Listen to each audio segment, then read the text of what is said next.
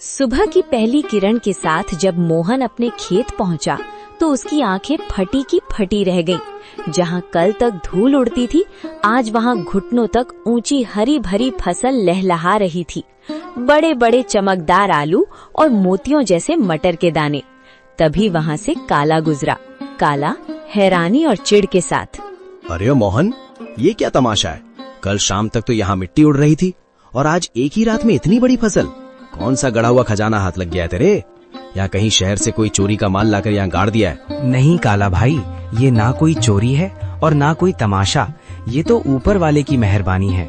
कल एक घायल चिड़िया की मदद की थी, बस उसी की दुआओं ने आज ये रंग दिखाया है। देख भाई, कितने सुंदर आलू और मटर है। तू भी थोड़े घर ले जा। दुआएं? चिड़िया मुझे बेवकूफ समझता है। ये जरूर कोई काला जादू है। जोर से, मुझे तेरे खैरात की जरूरत नहीं है मोहन। याद रख, जो रातों रात उगता है वो रातों रात ढल भी जाता है। काला के मन में शांति नहीं थी। वो जानना चाहता था कि मोहन को ये सब मिला कैसे। वो बिल्ली के कदमों से मोहन के टूटे हुए घर के पीछे पहुंचा और खिड़की से कान लगाकर सुनने लगा। अंदर मोहन, बिमला और माँ बातें कर रही हैं। मोहन, मुझे अब भी यकीन नहीं होता। वो सुनहरी परी सच में हमारे लिए फरिश्ता बनकर आई थी। उसने कहा था ना कि जब तक दिल साफ रहेगा ये फसल बढ़ती रहेगी। हाँ बिमला, उसने उसी बरगद के पेड़ के पास दर्शन दिए थे जहाँ से मैं रोते हुए लौट रहा था। वो दिव्य प्रकाश, वो ममता भरी आंखें, मैं कभी नहीं भूल सकता। काला भाई को शक हो रहा था, पर उसे कैसे समझाऊं कि ये सब दया का फल है। काला खिड़की के बाहर बुदबुदाते हुए, अच्छा तो ये बात है। बरगद का पेड़, परी और सुनहरी पोटली। अगर उस भीख मंगे मोहन को परी मिल सकती है तो मैं तो उससे कहीं ज्यादा चालाक हूँ। मैं भी कल उसी पेड़ के पास जाऊंगा और उस परी से सब कुछ छीन लूंगा। काला सुबह सुबह उसी बरगद के पेड़ के नीचे पहुंच गया। उसने एक जाल बिछाया और एक चिड़िया के आने का इंतजार करने लगा। उसने सोचा कि वो किसी चिड़िया को घायल करेगा और फिर उसकी मदद का नाटक करेगा। कहाँ है वो परी? ओ चिड़िया, बाहर निकल। देख, मैं तेरे लिए कितने दाने लाया हूँ। बस एक बार मेरे सामने आ जा और मुझे वो मखमली पोटली दे दे। मुझे आलू मटर नहीं, मुझे सोना चाहिए, चांदी चाहिए। मैं उस मोहन से बड़ा आदमी बनना चाहता हूँ। काला घंटों चिल्लाता रहा। कभी रोने का नाटक करता तो कभी लालच में पेड़ की टहनियां हिलाता, लेकिन वहाँ सन्नाटा छाया रहा। अचानक एक तेज ठंडी हवा चली और एक आकाशवाणी हुई। काला, प्रार्थना हृदय से की जाती है, लालच से नहीं। मोहन ने एक जान बचाने के लिए अपनी कमीज फाड़ी थी और तू एक जान लेने के लिए जाल बिछा रहा है। जा, तुझे कुछ नहीं मिलेगा क्योंकि तेरा मन ईर्ष्या की राख से भरा है। लालच की फसल कभी मीठी नहीं होती।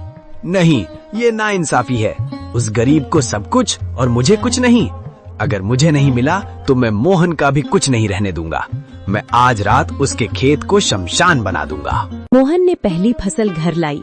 बिमला ने जब आलू और मटर की सब्जी बनाई तो उसकी खुशबू पूरे गांव में फैल गई। बीमार माँ ने जैसे ही एक निवाला खाया, उनके चेहरे पर रौनक आ गई। पिताजी, ये आलू तो बहुत मीठे हैं। क्या ये सचमुच हमारे खेत के हैं?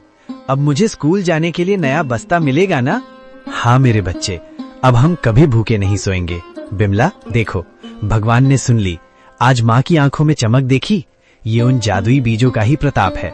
बिमला आंखों में आंसू भरकर, मैं तो डर गई थी मोहन। मुझे लगा था कि गरीबी हमारी पहचान बन गई है, लेकिन आज पहली बार लग रहा है कि हमारे घर में भी लक्ष्मी ने कदम रखा है। पर मुझे उस काला से डर लगता है। उसकी नजरें हमारे खेत पर जमी हैं। पीछे रह गई जमींदार की ठहाकों वाली हंसी, जो मोहन के आत्मसम्मान को बार बार चोट पहुंचा रही थी। पर मोहन को नहीं पता था कि इस अपमान के बाद ही उसकी किस्मत का जादुई दरवाजा खुलने वाला था। जमींदार ने मोहन को धक्के देकर निकाल दिया था। मोहन हताश होकर लौट रहा था, तभी झाड़ियों से कराहने की आवाज आई। अरे, ये नन्ही से चिड़िया, इसके पंख तो खून से सने हैं। कितना तड़प रही है ये। लगता है किसी बेरहम शिकारी का तीर इसकी रूह को छूकर गुजरा है। मोहन चिड़िया को हथेली पर उठाता है। चिड़िया कांप रही है। छोटी सी जान, तू क्यों रोती है? तेरा तो कोई घर भी नहीं जिसे जमींदार छीन ले। देख, मेरे पास तुझे खिलाने के लिए दाना तो नहीं है, पर ये पानी की आखिरी बूंदे तेरे नाम।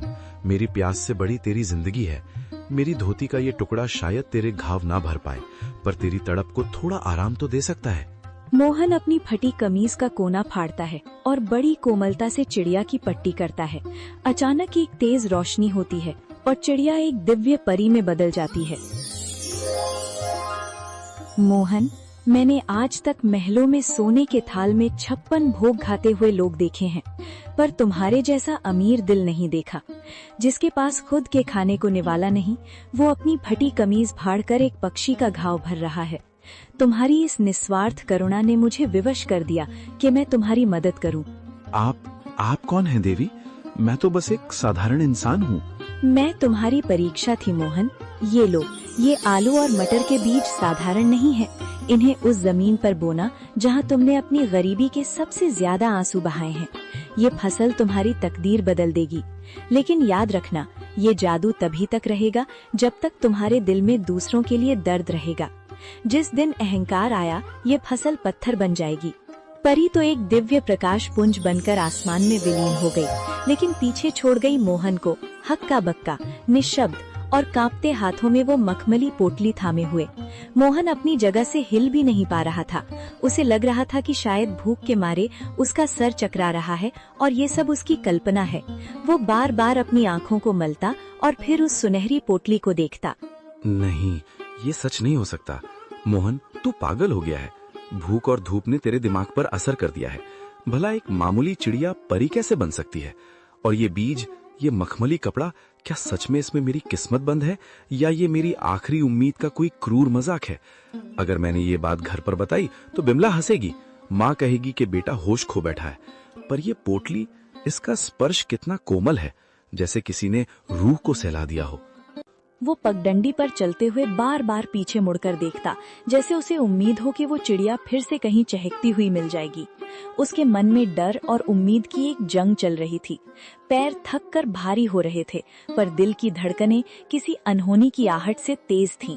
मोहन जैसे ही घर पहुंचा, उसने देखा कि दीपक आंगन में मिट्टी से खेल रहा है और बिमला चूल्हे के पास बैठी सूखी लकड़ियां बटोर रही है। मोहन का चेहरा उतरा हुआ था, पर आंखों में एक अजीब सी चमक थी। मोहन, आ गए तुम? क्या हुआ? जमींदार ने कुछ दिया? तुम्हारे हाथ खाली क्यों हैं? और तुम ऐसे कांप क्यों रहे हो, जैसे कोई डरावना सपना देख लिया हो? बिमला, माँ, जल्दी इधर आओ। आज जो हुआ, अगर मैं अपनी आंखों से न देखता तो कभी यकीन न करता। मैं पागल नहीं हुआ हूँ, पर आज कुदरत ने मुझसे बात की है। क्या हुआ बेटा? तू इतना घबराया हुआ क्यों है? शांत हो जा, पहले पानी पी। माँ, आज रास्ते में मैंने एक घायल चिड़िया की जान बचाई।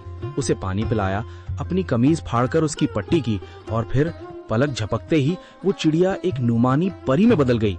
उसने कहा कि वो मेरी परीक्षा ले रही थी। उसने मुझे ये बीज दिए हैं माँ। उसने कहा कि ये जादुई आलू और मटर हैं। अगर इन्हें सच्चे मन से बोया जाए तो ये हमारी तकदीर बदल देंगे।